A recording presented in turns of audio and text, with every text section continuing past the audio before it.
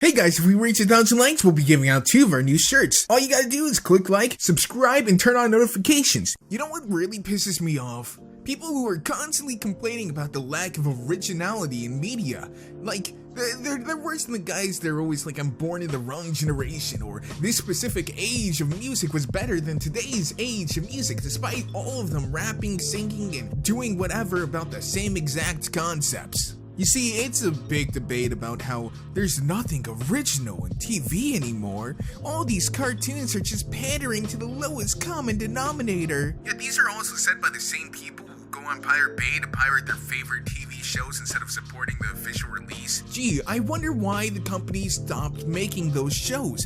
Maybe it's because it takes like $400,000 to produce. And that's per episode. Estimates of this number seem high, but they're really not. I believe something like MOP's episodes were around $300,000 per episode. 26 episodes in the season, that's almost $8 million. That's a lot of money. Or I think one episode of The Big Bang Theory.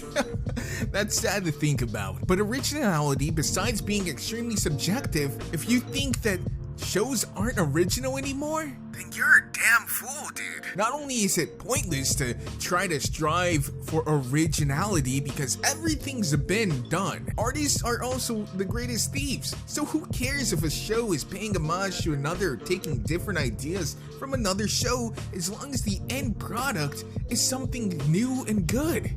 We literally aren't seeing the same show exactly shot for shot of another show. There's different characters, different plots, different weaponry, and while yes, they may revolve around the same archetype, someone's interpretation of said character will always be different, at least slightly enough to make it its own thing. We are in the golden age of cartoons, at least right now. We are seeing more unique, amazing shows with huge fandoms than I think we've ever seen before. And that probably plays a lot into the internet. The internet has propagated these shows up as being some of the quintessential greatness of cartoons and animes. Look, animes are also one of the things that I want to talk about here. Animes have suffered greatly from piracy. Heck, even if you're paying for a DVD to be sent from Japan, the company's losing money because those importers somehow are getting away with paying less? I'm not exactly sure, but Gaijin Senpai Goomba over here did a video explaining it. You can go ahead and watch him. He's a weeaboo and he probably understands it better. Essentially, the company loses money every time that those importers make a sale because you want the original Japanese audio. American voice actors just aren't as good, so you're not buying it through the proper channels. And while a lot of animes specifically make stuff to cater to these Western audiences because these weebs buy a lot of merch, there's like a ban on the export of DVDs right now. They just simply can't keep on making shows at a loss. See, I got this amazing idea for original Moe type anime. Alright, we take a dragon, but she's not really a dragon. She's a super pussy blonde girl with horns, alright? And we make her a maid. Like where this is going? And all we need is $400,000 per episode.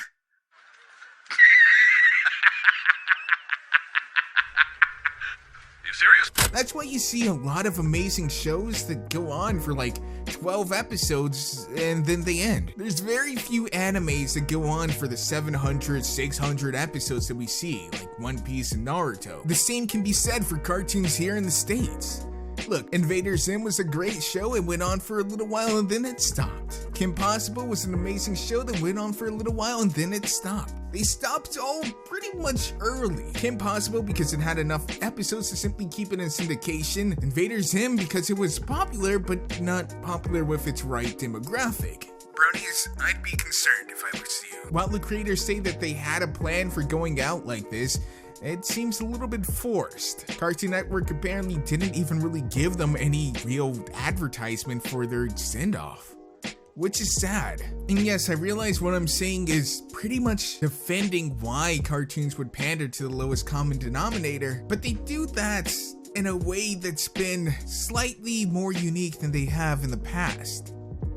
Steven Universe, Adventure Time, and all those other great shows that you guys love and have started huge fandoms around, they do have a lot of similarities. The absurdist humor, the action adventure. They don't even really sell that many toys, but they do sell a lot of DVDs. It seems like they figured out that, yeah, they can create unique and creative shows as long as they stay within a certain parameter, and kids will love it. Not only will kids love it, but parents and adults of all ages love it as well. Because of this, they're able to market it to them and directly sell it to them. It's a lot easier to get a parent to buy a DVD if they also want it. So good shows do die young, and that's just kind of part of the game.